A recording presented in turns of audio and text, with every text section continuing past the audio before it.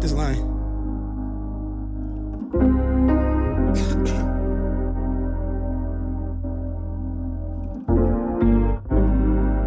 Wave.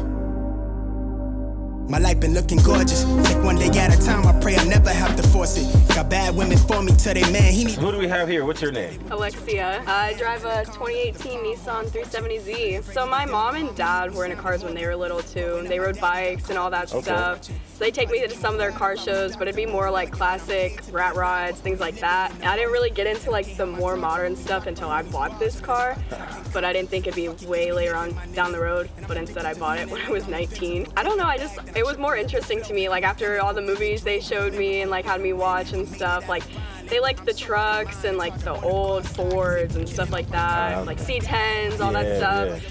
And I liked it, but I was like, it's so old and rusty, and I like the clean, classy, sleek, modern, like, that's just more of what I'm into. How's it going? My name is Brandon, and this is my E36 BMW 328i. So I've had this car for about 4 months. I've mostly been trading up from Miata.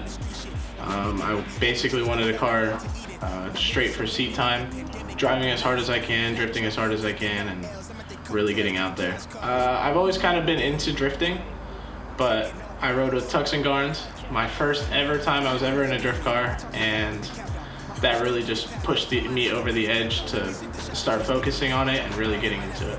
So this car came with an open diff stock, pulled that out, welded it overnight, changed the whole way the car acted, went to my first kind of testing, and I kept spinning out. I was having too much of a hard time keeping it sideways. So next mod I got was the angle kit.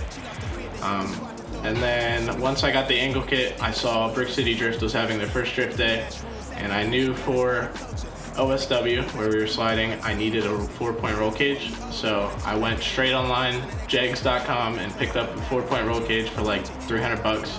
Welded it in the day I got it, and we've been sliding ever since. One of my roommates that I lived with, he had an EcoBoost Mustang, and the other one had an automatic 350Z, but they each let me drive their car, and I was like, I like the other one better. Right now, I've just been kind of exploring, I guess. I've taken it to the drag strip, I've taken it to the firm, so I've done like the grip racing. Oh, wow. Just went with you guys last Monday to go to OSW.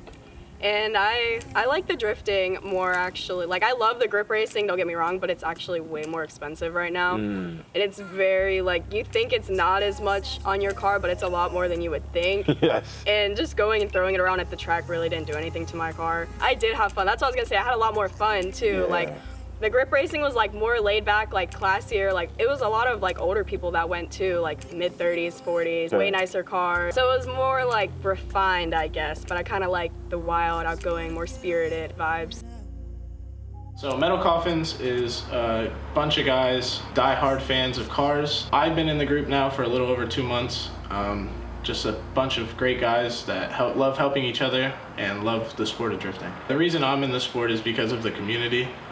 Bunch of helpful guys. You could be at the track on your last set of tires and somebody next to you will be like, I got an extra set, we'll throw it to you. Only thing done to the engine is it's tuned by my boy David. It has an M50 intake, and other than that, it's all reliability. Mishimoto radiator, aluminum thermostat housing, and a Mishimoto catch can. Definitely put probably $2,000 into the car, and that's where it sits right now. So More mods. Yeah, everyone keeps telling me that I have no angles. I think other than that, that's really the only thing I need besides like different sized wheels and tires and stuff, because I have really big wheels up front. But after that, I want to keep going back and just practicing more, because I felt like I did some progress. I didn't get where I wanted to go because the track was already set up, and I kind of wanted to get like all the fundamentals down and stuff.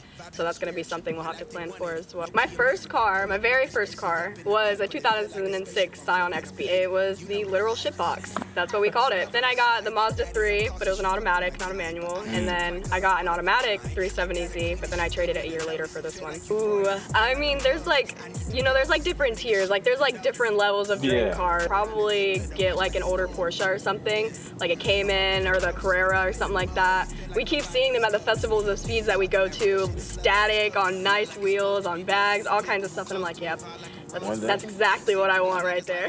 The next car that I would really want is an S13 Silvia, right-hand drive SR20.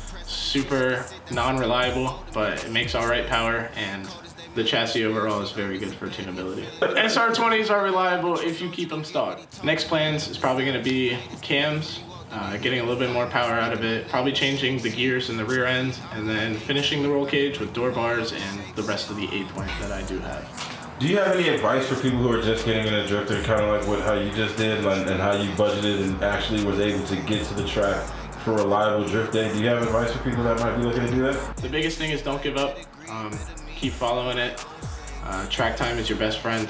Definitely want to learn on a more stock car and move up to what you really want to achieve. It's not going to happen overnight. You're not going to wake up one day and just have it.